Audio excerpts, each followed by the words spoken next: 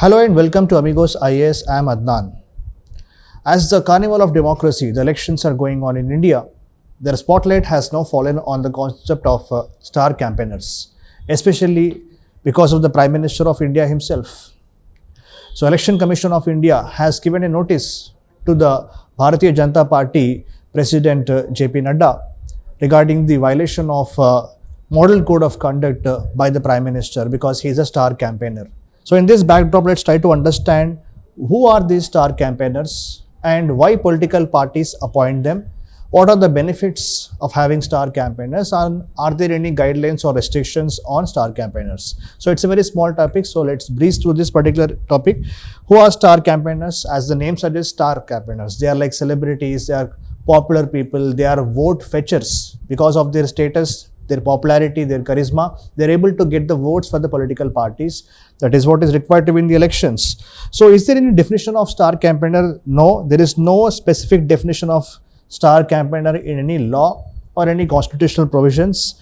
Okay, so then how do we understand who are star campaigners? So we need to go for section 77 clause 1 of the Representation of the People Act 1951. So in this, what is going on?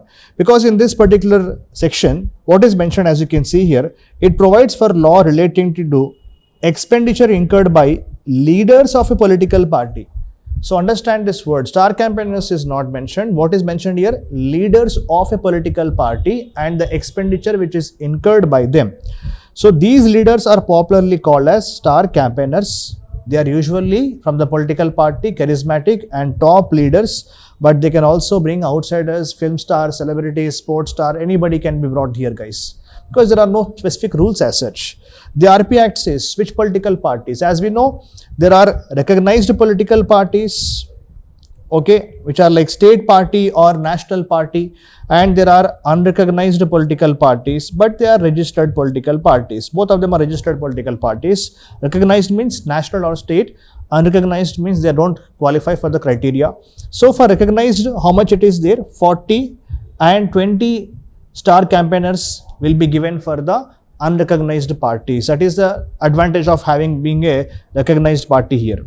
Fine. And these names, as soon as election dates are announced, within 7 days, you have to inform the list of your star campaigners to the Election Commission of India as well as the Chief Electoral Officer of the states if applicable.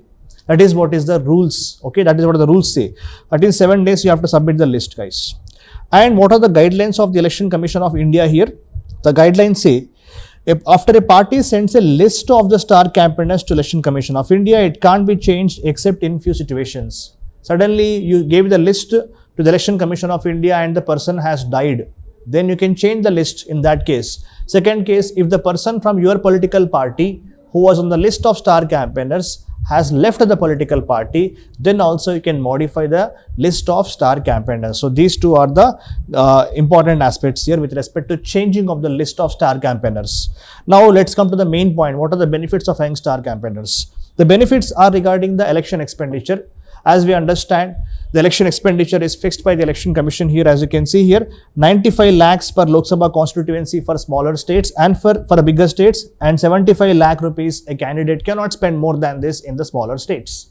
Now that means you have to take into account the kind of campaigning which is done in the elections.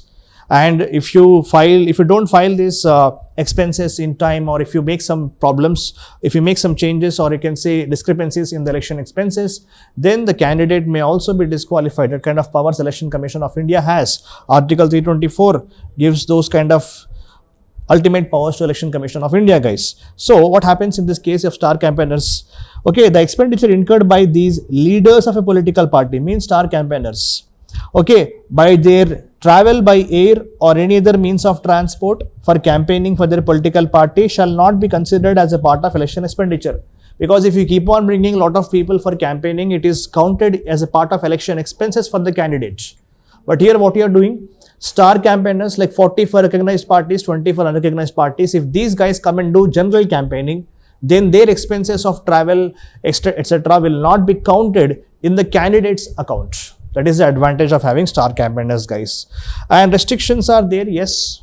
You cannot, okay, there are some rules how the star campaigners operate. That means general campaigning only is allowed, guys. You cannot canvass for that particular candidate. So see here, if the person star campaigner shares the stage with the candidate, the entire campaign cost except the expenditure on travel will be added to the candidate's election expenses.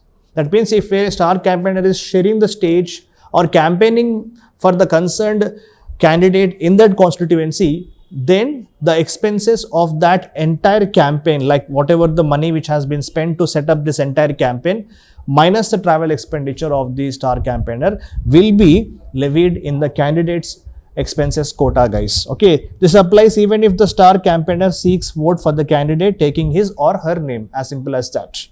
If more than one candidate shares the stage with the star campaigner, imagine like two candidates are there, same constituency, but sometimes some other candidate also is there with the star campaigner, then what happens? Expenditure incurred on the rally will be shared equally by the contestants. If there are two contestants, okay, of course in India we have one constituency, one person, but let's imagine there is one more person who is also contesting for the elections, and that person also is there along with the contestant of that constituency and star campaigner. If this happens, then the entire expenses shall be shared by those two contestants, guys. So I hope it is simple for you.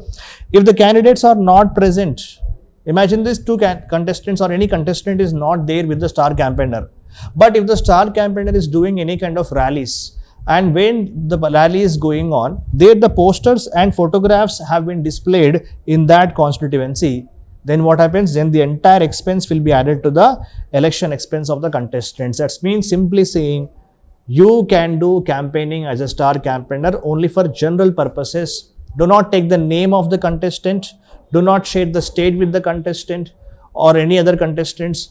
When you are doing rally, make sure that the contestant in that constituency's photos are not displayed. If you do this, then you have advantage of not adding the expenses of star campaigner in the tally of the candidate, guys. What if the PM is a star campaigner? PM or former prime ministers have some facility here, guys. What happens here?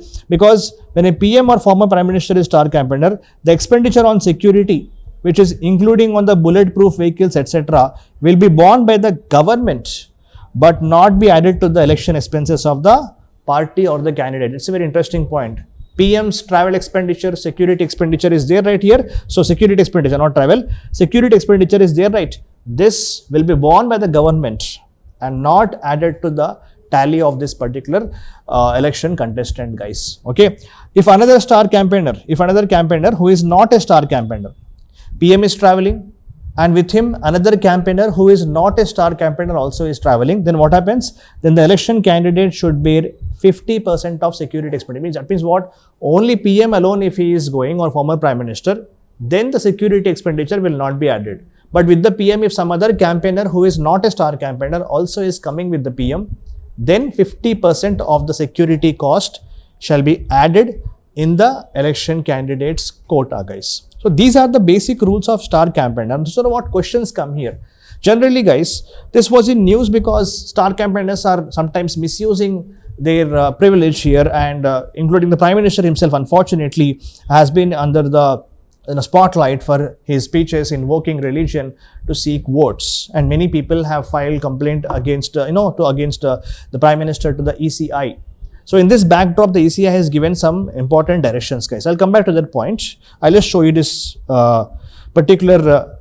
Okay, I'm sorry for this. This one, guys. That's just X, or the Twitter platform, as we know. So I will just give a cursory reading of this particular letter issued by the Election Commission of India to the BJP party president. So maybe you're not able to see, the visibility is very low, but I will try to read here, guys.